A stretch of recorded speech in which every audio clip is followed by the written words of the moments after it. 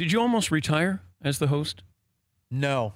No, I still love what I do, and I still have that passion. I almost said my passion bucket is still full. And by the way, you did give a shout-out passion bucket. I didn't almost retire. Why? What have you heard? Well, no, because they did sort of a retrospective. I know. And then I thought... I got a lot of calls. So we did this big premiere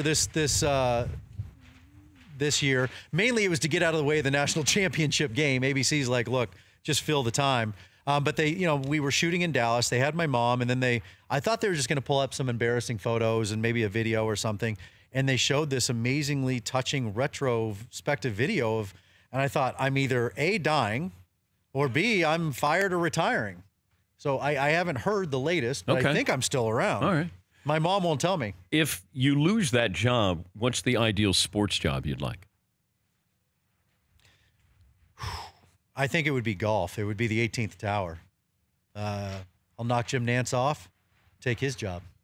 Do you think you could take Nantz? I can say hello, friends. All right. All right. No, it's. I would think I would love going back to sportscasting. Would be doing play-by-play somewhere. Football. My goal in life was to be the voice of the Dallas Cowboys. That's all I ever wanted to do was move back home to Dallas, be a sportscaster, be the voice of the Cowboys. But I think now golf. Didn't you sneak into a Cowboys Super Bowl? Super Bowl 30. How'd you do it? My late boss, mentor, Bill Tegans, and we had press passes, but back then, the main guy would get an actual ticket to go in and watch the game, and I was going to go to an auxiliary tent. And we're in Tempe at Arizona, and Cowboys Steelers, and I just started walking with him. He said, well, walk with me as far as you can, then you'll have to go to the tent, and I'll go in. And back then, pre-9/11, all that stuff, a lot less security.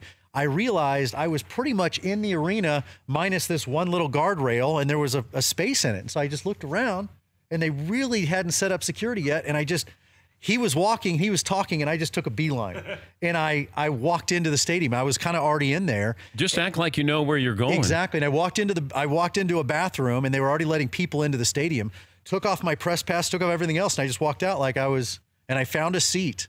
And I got really lucky because I thought I was sitting in his seat, and I was sitting in, it was like PR wives of, all the PR directors for all the teams. It was their wives section, and they kind of adopted me and took me in.